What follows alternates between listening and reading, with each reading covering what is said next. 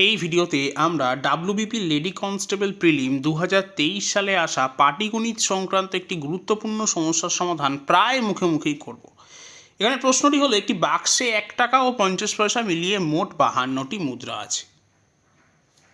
তাদের মূল্যের অনুপাত দেওয়া আছে 3:5।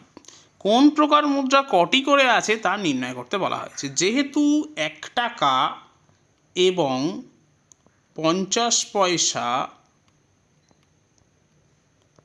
1 টাকা ও 50 পয়সার মূল্যের অনুপাত দেওয়া আছে 3:5, তাহলে তাদের সংখ্যার অনুপাত হবে 3:10।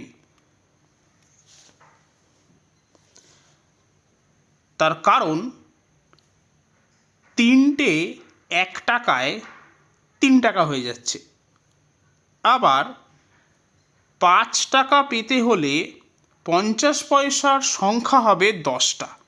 তাই যদি 1 টাকা ও 50 পয়সার মূল্যের অনুপাত 3:5 হয়, তাহলে তাদের সংখ্যার অনুপাত হবে 3:10। টাকা যদি 1 টাকার ক্ষেত্রে মূল্য যা হবে সংখ্যাও তাই হবে, কিন্তু 50 পয়সার ক্ষেত্রে মূল্য যা হবে সংখ্যা তার দ্বিগুণ হবে। তাই আমরা 5কে 3কে 1 দিয়ে গুণ করেছি, অর্থাৎ 3ই আছে। 5কে আমরা 2 দিয়ে গুণ করেছি, তাহলে সংখ্যার অনুপাতটা আমরা বার করে ফেললাম 3:10। এখন বলা আছে মোট মুদ্রা আছে 52টা।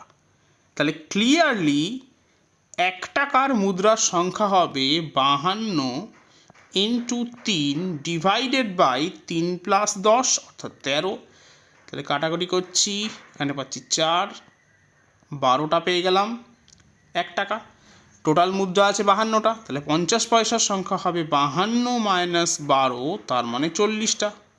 তাহলে সঠিক উত্তর হবে অপশান এ, 12 দিয়ে 40।